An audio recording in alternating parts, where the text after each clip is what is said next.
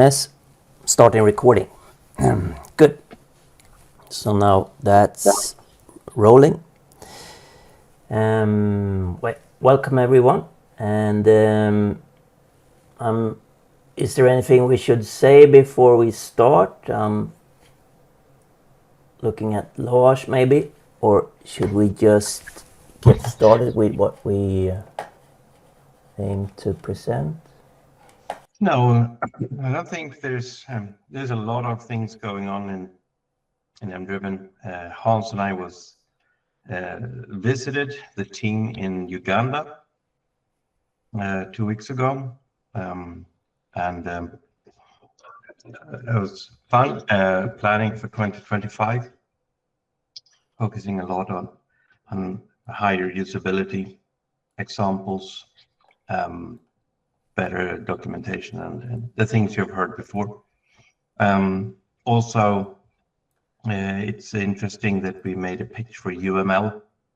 I could say more than we really pitched our tools at the university called Victoria University. So we had a talk there for a few hours. Actually, it was a few-hour long speech, or the event. And one of the things we did was I modeled.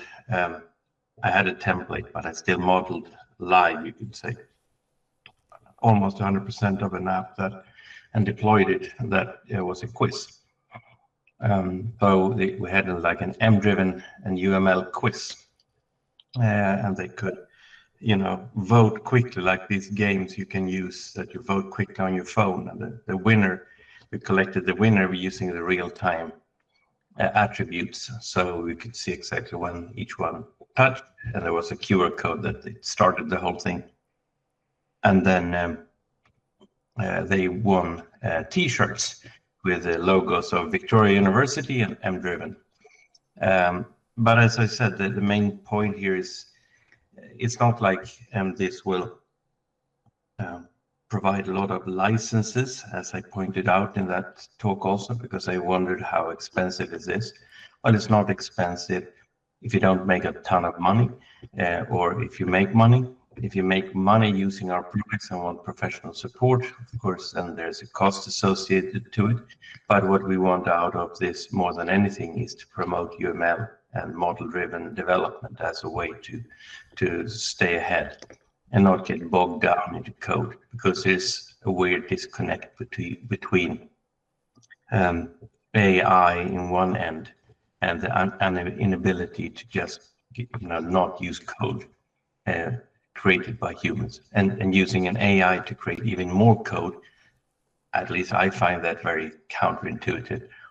And as I also pointed out, we traveled there with Ethiopian Airlines, and it was a real hassle to get one of the drop downs when you upload your documents to work, because the drop down didn't work, and their site has been horrible for many years. So again, it's this odd thing that we talk about, the perfect world in one moment, and then we bog down to the most primitive and weird bugs in the next second. And I guess that's life, but also we want these students to not have to take the long run. And it's really interesting and fun to see the teachers and the university now working to include MDriven as the default tool for their students, and for also students in the business, or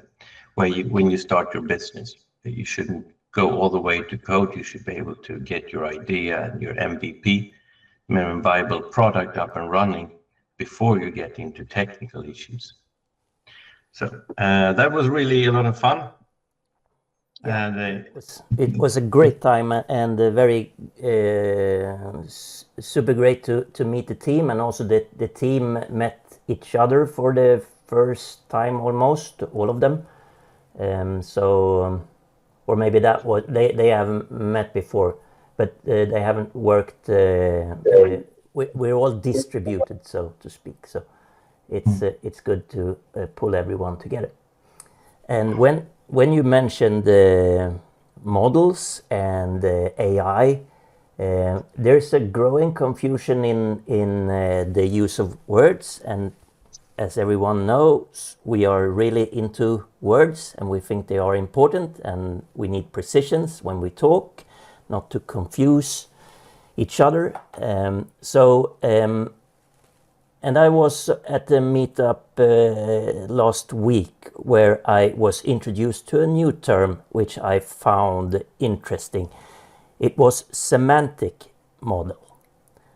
And semantic model is actually what Microsoft pushes for when they're doing BizTalk, because they too have noticed that model is sort of hijacked by AI.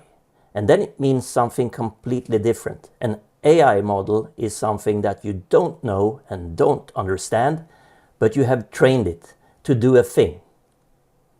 But a semantic model is something that you do know, and that is a clarification of things. So that's actually a thing that I'm considering that we should start using. Okay, this is always new. Could we just get it to work maybe? If I'm going to Bing and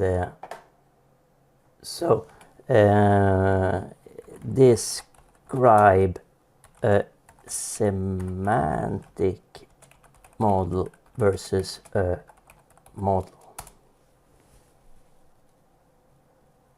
So, and what it says probably is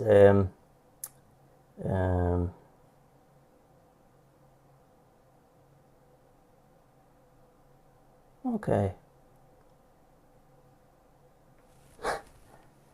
This might say something completely different that it said the last time I asked it. Describe semantic model versus data model.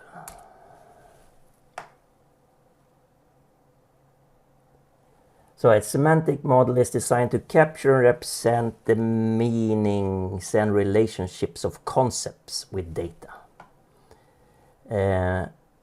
Used in natural language processing, I wouldn't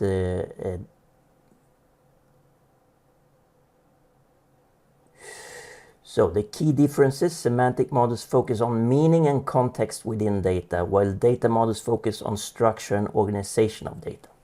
Well, maybe we need to take a deep analysis of what they put into the term. But the last description I got from Microsoft using this tool was that one of the benefits of a semantic model is it adds another layer of knowledge about what meta information on what the data is for. And that's exactly what a UML model does. So I thought it was a good description of that, but we will see where this goes. Good. I said in the invite,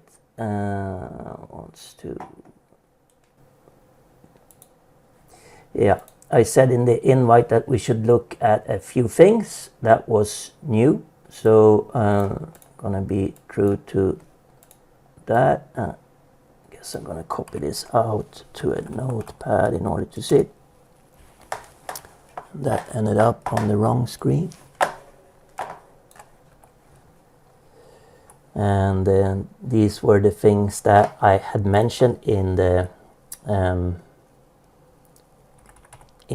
agenda, and this one I think is worth looking at, even if it's not quite finished and we haven't decided upon it yet. So let's go through these, and feel free to ask questions if there are any things that pops up. So this one, the placing containers in the ViewModel tree and the VPF. So what we did was should you be presenting something just right now? Aha. Okay. So I haven't been sharing my screen. Good. No, we've been watching you. Yeah. So, too bad. You're gonna need to watch the video. Let's see how I'm presenting my screen over here.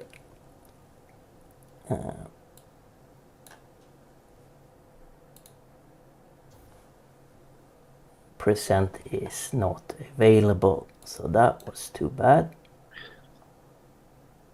It's not available in this version of Meet. Go to the full version to share your screen.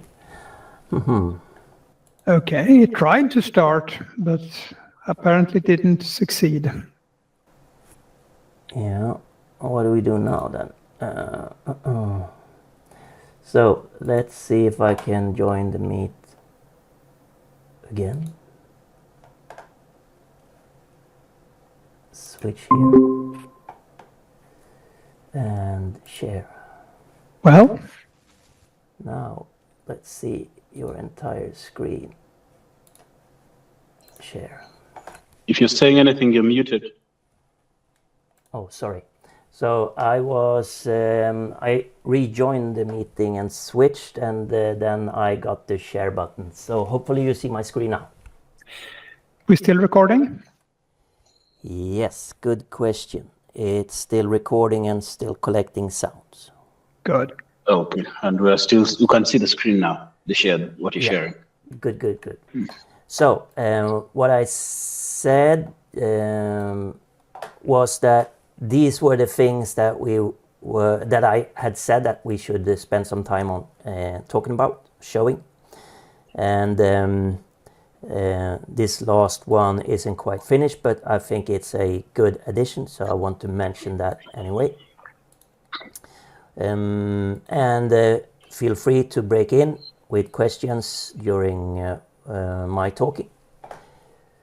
So, placing containers in ViewModel, in ViewModel 3 and WPF arrows. So let's just start this thing, and I'm gonna start the LiveEdit as well, I guess. So the server, I'm gonna check the turnkey server install, so I have the latest, and I didn't, so I'm gonna download that and restart that one towards this model.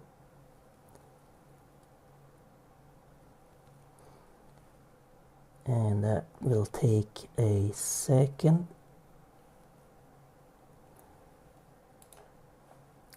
And I see that server window popping up, which is a good sign. And then I can I can navigate the application to get to where I want. And the LiveEdit is a good place to be, because that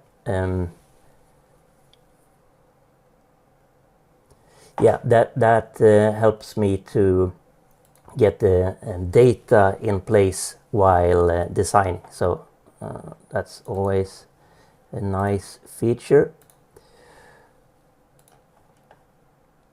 So when I turn on placing containers, I can do that by adding a placing container at top here, and things will start happening and displaying, having a different approach to displaying, not the grid layout that we had before. But what's new is that these colors show up at the placing containers, and that color alludes to this frame here. And when I want to add child placing containers, those will get other colors, and I can pull things down into to that child, and I will see that that color alludes to that. So that helps the eye a bit to get to know where you are and what you're doing. But that was good for the LiveEdit, but it didn't really have any effect in the VPF presentation of the rendering. So what we wanted to do was when you before these arrows here were just yellow, but now they follow along with the color so that you get a better display on where you are. And this helps, I think it helps a lot to see what it is that you do. So I'm gonna can move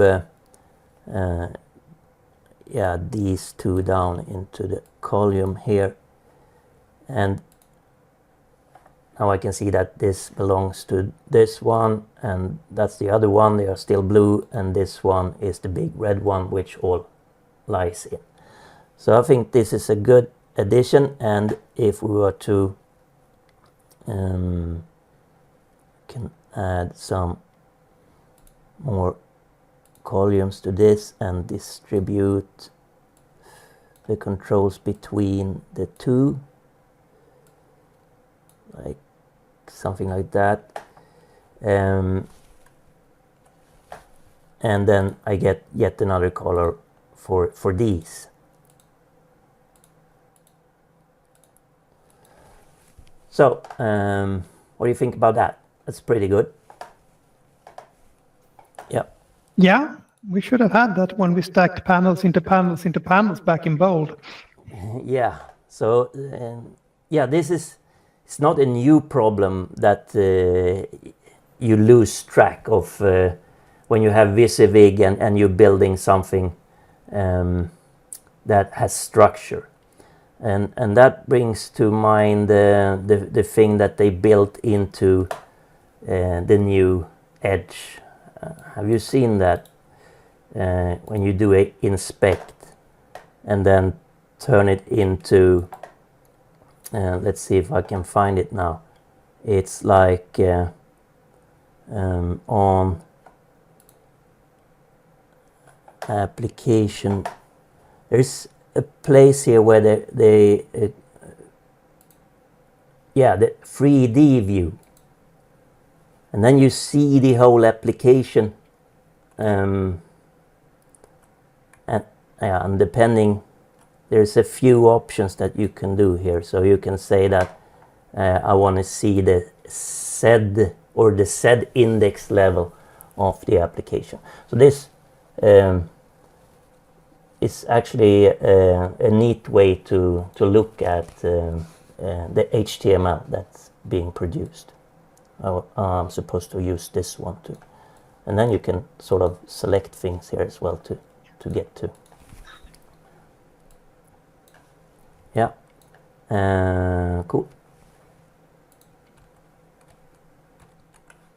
So that was pretty much this one. Then there was a thing that we did, because with LiveEdit, which is this window, it was easy enough to change things around and everything would be re-rendered live. But as soon as you add an action or something like that, it didn't really propagate to the server, because we only sent the ViewModel things, and the actions to us is a bit different. But we had a request for being able to easily just add new actions to the view like this.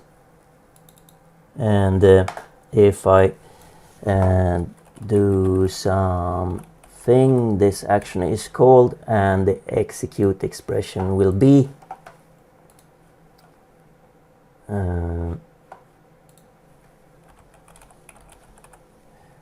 yeah, we mentioned the vcurrent root variable that was introduced in order to always have access to the top level object. Of course, this was and still is available as vcurrent and the ViewModel name. But that turned out to be problematic when one wanted to copy things and renaming view models, and that was a bit of a hassle. So the vcurrent root was introduced as a shorthand to get to the same to the object on the top. So if this action should do anything, some string, gonna add. Yes. I got a comment from someone that it would be good if that vcurrent root and the view1 thing didn't exist if it doesn't require root. Yes. ViewModel. Yeah. So if this is unchecked, we should actually do a couple of things. I think 3 things. As you say, this shouldn't be available to avoid mistakes. And also the other one, vcurrent view1 thing, that shouldn't be available. And also whenever you use self on this level, it should report error. So I've had that on the back of my head too, that would be a thing. So as not uncommon when I do demos of a thing that actions should show up, they don't. So I'm not sure why that wouldn't be. Now they show up. So then this action would have effect, but the overall goal is that actions should propagate faster into the design LiveEdit. When it comes to LiveEdit, we currently we do this with the front end that is running AngularJS, and long term or semi-long term, we're gonna switch it to the front end that runs Blazor, because Blazor is very much easier to manage when it comes to web development for us, and we will have better integration, but we're still stuck with this, and we're little by little fixing things behind the scenes to be able to use the Blazor version. Good. So that was this item. Then we did some changes to the cloud dialog, the changes button, and if changes detected offers to download. And since we had some issues finding where the checksum differed, and this was Damien, you had this issue, and then we had the issue internally when we were running towards Linux, and we couldn't understand where the checksum had the problem. So I'm gonna head over here and go to the cloud dialog, and I'm going to start everything towards an MDrivenServer, which is these in the slot 1. Earlier today I did the download latest. Now I'm just going to do the start servers. So now I got 2 new servers running, one at 5000 and one at 5001, just as these ports said over here. And then I could go to the MDrivenServer, which showed up here, and log in with the secret password. And one thing that we did was on this page, so I called this server, I gave it a name, production, don't mess up. So that's what the name of the server. And that will show up in the top line, etc., so that you won't be confused. But it has happened more than once that you, even if you name it don't mess up, you still mess up. So we introduced this setting, 2-factor for model upload. And what that means that it's only a 4-digit number that will be generated new each time. So this will change every 2 minutes if left untouched, but it will also change every time you upload something. And this is good because that means that when you upload model, you get this information. This server production, don't mess up, requires 2-factor verification for upload. And I didn't have the right one because this is new all the time. Okay, so it requires 1568. So I can just copy that and paste that there. And if I wait 2 minutes, this will be too late. Or maybe 4 minutes because we also had listened to 2 windows to avoid annoying mishaps. And then I can upload and see that that worked. So that's a good protection that you should turn on your production environments, but maybe not turn them on your development environments so that this copy doesn't get second nature, so that you do that without thinking. There's always a risk that if you have access, that you do things without thinking. So that's what we want to address with this setting. I think it has helped the initial use cases. Let's see if it continues. Damien, you're raising your hand? Yeah, I'm just wondering, the model upload and then the evolution, Yeah. It feels like it takes a while. Is there a way to know that it's mid-process and not complete? Yeah, so we don't have any immediate feedback, but you can always do this check server. It's quite rapid to return, and then you can see what the status is. So we're going to do some changes. If we do add some attributes here, just going to save to see that we don't have any errors. So one of the changes that I also want to mention is this changes. So one of the changes I want to mention is the changes. So that was a strange sentence, but anyways,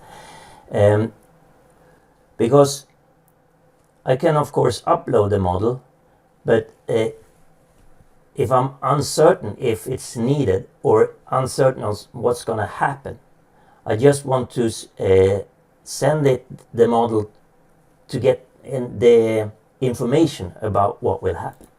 So I'm going to do that, and it immediately says that the checksums differs anyway. Do you want to display the difference? Yes, I want.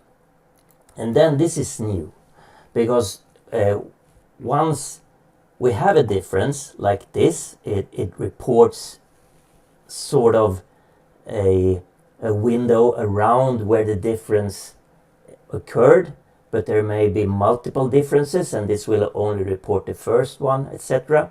So this is an option to actually save files to describe the whole checksum. So I'm going to answer yes to this, and I'm going to save it in temp, and it's going to be service checksum, and it's 1932. So that was one of the files, and this is the client checksum data 1932. Save.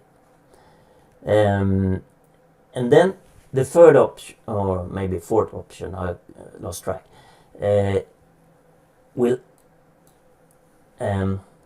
help you answer what will change if you upload. What would the server do if you were to upload this? Yes, I want to know that. And then I get this data. These changes will be applied when you upload the model. And in this case, begin transaction, add attribute 1, add attribute 2, commit. So that's the only thing that will happen if I upload. These are the changes, but only the first changes it detected. So it can be hard to read. So I'm going to go to disk, and see if I have, yeah, here are the two files that were saved. So I can go here and get some diff tool and see this is how the checksum data looks. So this is not the checksum, it's just the data that underpins the checksum calculation. So that's a reduction of the model content, more compact, and really no way to reverse engineer to anything practical, but still enough to detect that, okay, attribute 1 and attribute 2 is available on the client, but apparently not on the server. So that will help you to understand what the issue is if you have a checksum difference. So I'm fine with that. So I'm going to upload this model, and then it says, well, this actually has two-factor, so I'm going to need to enter these numbers. When we were in Uganda and entering the PIN code on the paying machines, I never seen that in Sweden, but it sort of randomized the number pad each time. And I'm used to just following a pattern to enter my PIN code. So I was totally stumped when trying to enter the PIN code to pay anything. But is that a thing in other countries as well, or is that a Ugandan thing? I don't know. Anyway, so one of, yeah. I think it is being appropriated across the world, especially in places where they do this a lot. I don't know how it is done in Europe mostly, because from the shows I see, people just swipe on the card and whatnot. Yeah, but yeah. here, because you have to input the PIN, the system was changed so that someone can just over the shoulder hack your card and get your number. Yeah. The randomness of the PIN assembly arrangement rather. Yeah. Yeah. Martin? Over here, we tend to have hardware keypads like these, so they can't be randomized. No, that's true. Yeah, Martin? Just to add on to what Herbert has said, even when you use banking apps, so now like for instance, GT Bank, Yeah. even when you're trying to log into trying to log into your account and it has a PIN functionality, it just keeps changing. It keeps changing where the numbers are if it has something to do with the PIN. Yeah. So it has been argued when we introduced this function that maybe we did it too easy. Maybe you should be forced to write the numbers down. But let's see if that really is necessary. I think it's fine with copying this. Now I've talked a couple of minutes, so maybe no, we were still within the window. So now we have updated the database, so that's good. Let's see where we were in the list. Yeah. So these were both these items. So the changes button and the two-factor code check for upload. Yes, and this is another small change that is good to know that is introduced. It helps with a problem that the users could stay with old scripts unless they pressed like F5 or something like that. So let's see, where's my server at? 5001, I think. So what we mean with this is, and I press F12 on this, and yeah, maybe I should go into it. I'm gonna hide that and go into a view.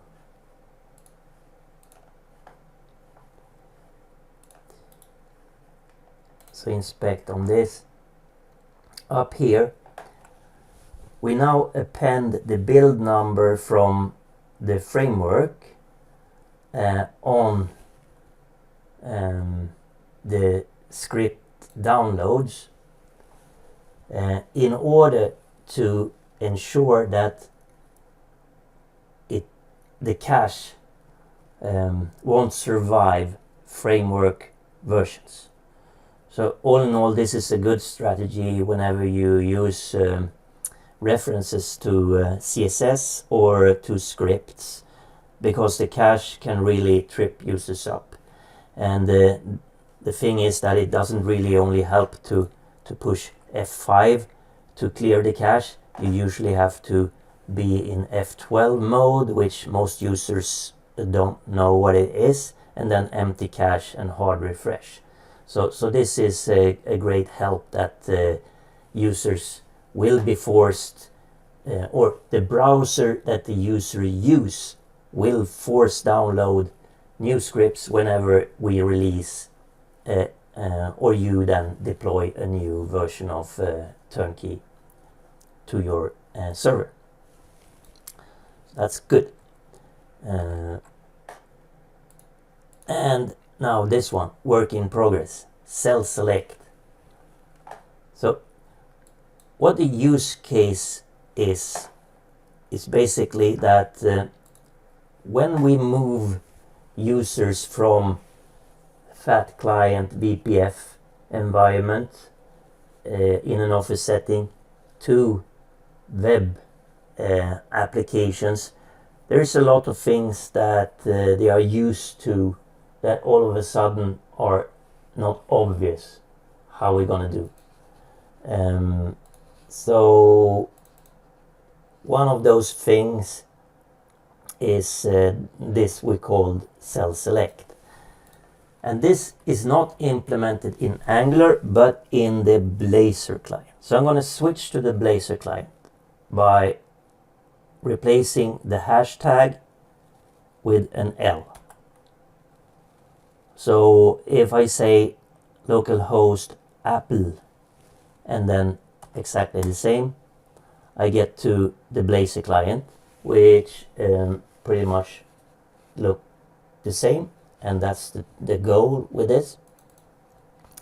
And if I have I didn't have any details at all. I should have maybe prepared that. I'm gonna save here, and so this grid has, it's read only, but this is read write. So I'm gonna write some stuff. At least I thought I was. Oh, so that's the numbers. I need to input numbers. And this one. Yeah, so one obvious thing that desktop application users expect is, of course, column resizing. So that was something that we added early. I'm gonna save. And as you noticed, these two grids show the same data. The only difference is that this is read write. And what? Yeah, I feel that there's something that more that I should mention, but it slipped my mind.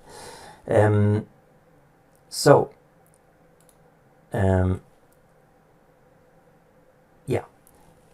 Now with the cell select, you can see an extra coloration of the place where you actually click. So it's a little bit more highlighted than the other ones. And what we can do is drag like this.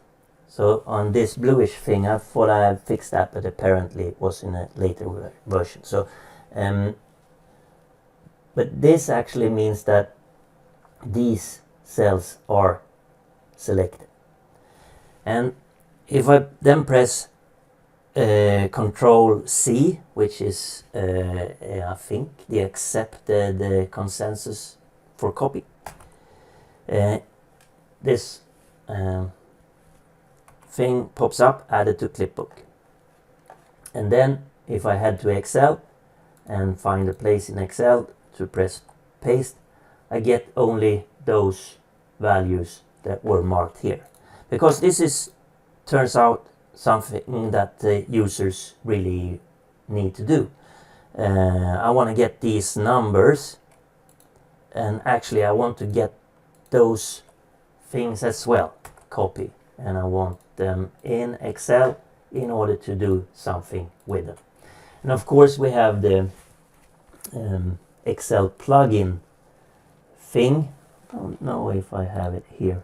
Yeah, that's an that makes it easier for you to work with the turnkey data to grab and inject the data into a turnkey system. I'm not going to show that today because this is I haven't updated it. And so how about this one then, which is read-write? Well, currently this is supported also in read-write, but you need to take a little bit of care because it might be that you try to actually drag the textual value somewhere like this, and that's not really what you're after as a user. So I'm going to do Control-Z on that. But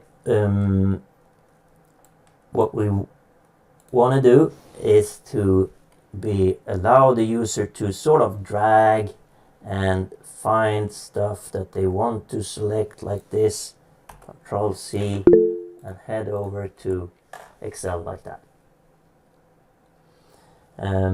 So I think that turned out pretty cool. And do we have a hand up? Yeah, Damien. Yes, sir. So Control-Z. No, not Z. C. I meant C. Yeah, I know. Same thing. Control-Z or Control-Z is undo, right? And that works. Does that work in both renderings or just Blazor? So currently this cell select only works in Blazor. And the reason behind that is because I didn't have a clue waking up this morning on how to actually make this happen. And when the requirement was that it should work in Angular. But I know that when it comes to Angular, a day is nothing. It takes weeks to get things to work, because just JavaScript is, to me, as a developer of strongly in a strongly typed environment, is totally unproductive. I can do it, but it takes time. So whenever I'm going to do something in JavaScript, I first need to make sure that I understand what the use case is. And it's good that we have Blazor, so I can present it to the client, say, is this okay? Is this kind of behavior what you had in mind? And so we're still in that discussion, because it turns out that there's issues with this behavior that we need to address. But more or less, this is the functionality that will prevail, I think. Is that front end sort of built into Blazor? Yeah, so this will be in the front end, and basically the major use case is to copy the data. It's not so much to I'm not sure if it should be that we set a cell variable. We had few tries with that in VPF, but I'm not sure that that is what we're gonna do. Let's see what the requirements, what the use cases bring us. So a common undo type feature is if you're editing in an attribute, if you just hit escape, it'll revert to the previous value. Yeah, okay. So when it comes to editing,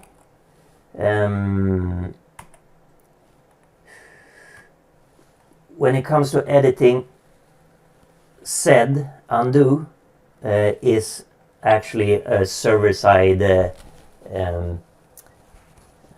supported function. So undo here might undo in several steps depending on how slow you type. Okay, I'm pressing redo. That's a tricky thing that we introduce. No. Yeah, so the last one actually isn't undo but cancel. I'm not total fan of that behavior, but the last one is cancel. So to get rid of things. Yeah, so undo is a bit different than this copy function. Yeah, now it dawned on me what the thing that I should mention. And that's what's selected when you click something. Because when you click in a text field, the text is selected and the cursor is placed where you click. But then we had some users that had mainly numbers in their data. And they said, well, I don't think this is a good behavior that we only end up in the middle of a number. I want to select the whole number. Yeah. But that would be crazy if we select the whole text, because then it's really easy to, by mistake, just type something away. And of course you can undo it, but still. So we agree that it might be a good thing for numbers. So if the data type in the model is an integer, a double, or decimal, or something like that, and you click, it will select all. So I think this is a quite good behavior, because when you're dealing with numbers, it's unlikely that you want to change the number a bit. It's more likely that you need to retype the whole number. And this is same for also the not only edit controls in tables, but also these ones up here. So this was an integer, so that marked the whole thing, but this one is a string, so that selects where you put. So there's a difference. So if you are totally okay to object, but we think that this is a good enough behavior to have as sort of standard. I think the behavior in most grids that I've generally been using of late, the WPF type grids and things like that, is if you click inside the characters themselves, then you have the behavior that you've programmed for non-numerics. But if you click in the white space outside of the characters, then it defaults to selecting everything. All right, right. Okay, so currently this selects the last position. As we argued, that will make it easier to add on to something. But for numbers, it's unlikely that you want to add on more numbers. It's more likely that you want to change it completely somewhere. And then the other methodology for differentiating is if you single click, then it clicks inside the character string. If you double click, then it will default to selecting everything. Yeah. So that's untouched. So double click will select first the word, and I think a third click will select all. But that's up to the browser. Actually, we haven't touched that, as I think. It's JavaScript, you never know. But, no, so that. So single click where you clicked, double click the word, and free yet another click after double click, the whole thing. And then you're possibly want to write something completely new. But then again, you might not, so then you press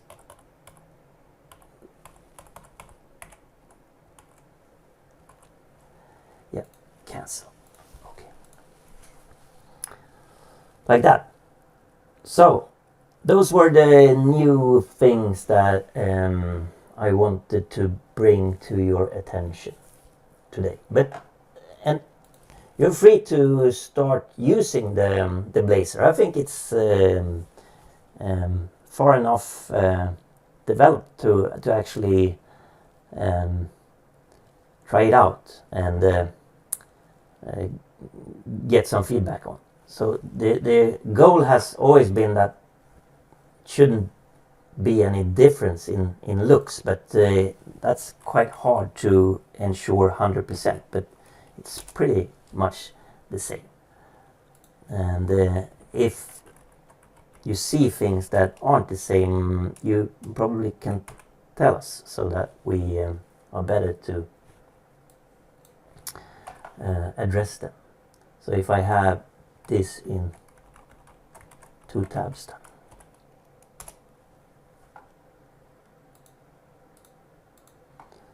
So it's a bit how we default the column size, etc. That's something that we haven't quite figured out how to calculate.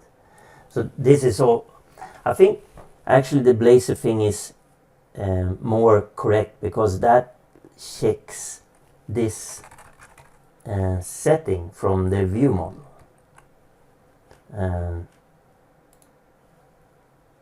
This setting called columns when in grid. So that will count on multiples of 50 pixels. Why 50? Well, that's the default column width on the ViewModel itself. So if you don't want 50, you could change this per ViewModel. But the default is 50. And the Angular one does something else which is really hard to pin down what it is. Oh, now I see this seems to be gone. The separators. Where did they go? Yeah, it renders a bit differently in different zooms. So this is 100%. And also in Angular, these fields are actually shortened, but this is actually more correct. And also in Blazor, this one is right adjusted because it's a number. It should be, but it isn't in Angular. So not everything that looks different is a bug in Blazor. It might actually be a bug in Angular.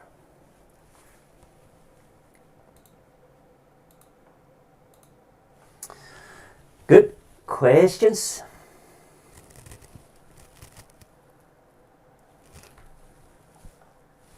Anyone excited about Angular? Starting to use Angular? No, you meant the other way around. Yeah, Blazor. Sorry.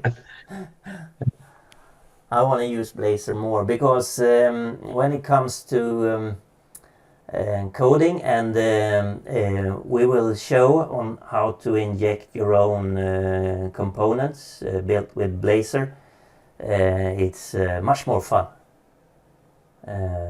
It's much less hassle and much less don't touch anything because it works right now ish, as JavaScript is.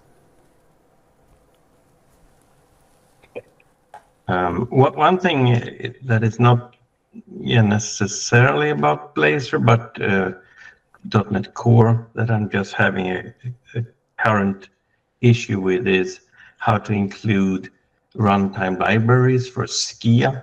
Skia is a 2D graphics library that we also ran into issues with when we were rendering QR codes.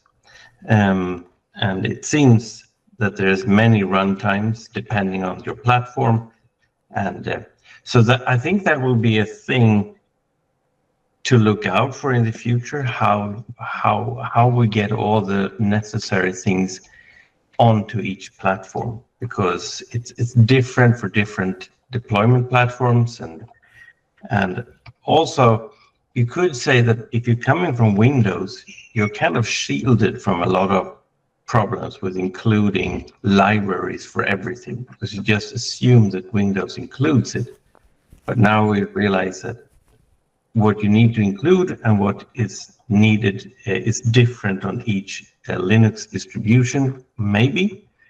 And also, yeah, it is. And then you need it in your Docker container instead of in the operating system.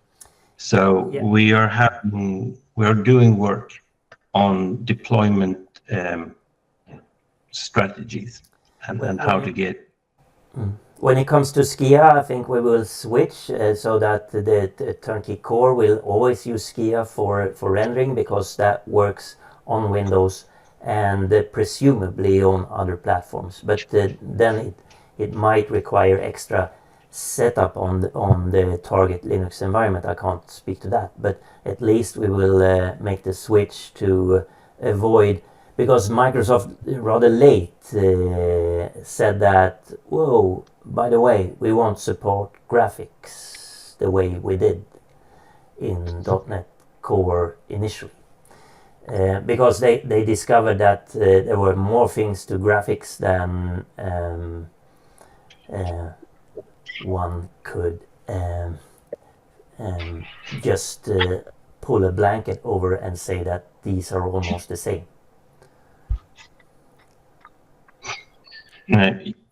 Yes, I'm just trying to build a project that renders PDFs, and it uses Skia on Windows, and it's not including the right assemblies. And so it's just a general warning that it is not obvious all the time how to include the right things all the way down. And I wonder, just in a general thing, is how it will be if everyone includes everything and nothing is in the operating system. So it's basically like we're deploying a virtual machine all the way down to machine code. Will that be good or bad? Let's see. That will be a topic for another day, because we used up the time. So thank you very much for showing up today, and hope to see you next month. No, next month? Time out. Yes, good catch. Maybe January. It turns out it's Christmas. Yeah. So we're going to skip next month and be back in January. Yeah. Good catch. Of course, we at MDriven will work during Christmas, but the rest of you maybe won't. Well. Yeah. Thank you very much. Also, you. for anyone on this continent, happy Thanksgiving tomorrow. Yeah. Yeah. Yes. Happy Thanksgiving to you. Thank you. I'm gonna Huge have holiday. some turkey. Best holiday of the year. Merry Christmas. Just today. Thanks, Hans. Thanks. Bye-bye. All right. Thank you. Bye-bye. See you in January. Yeah. Thanks, Hans. Thank you.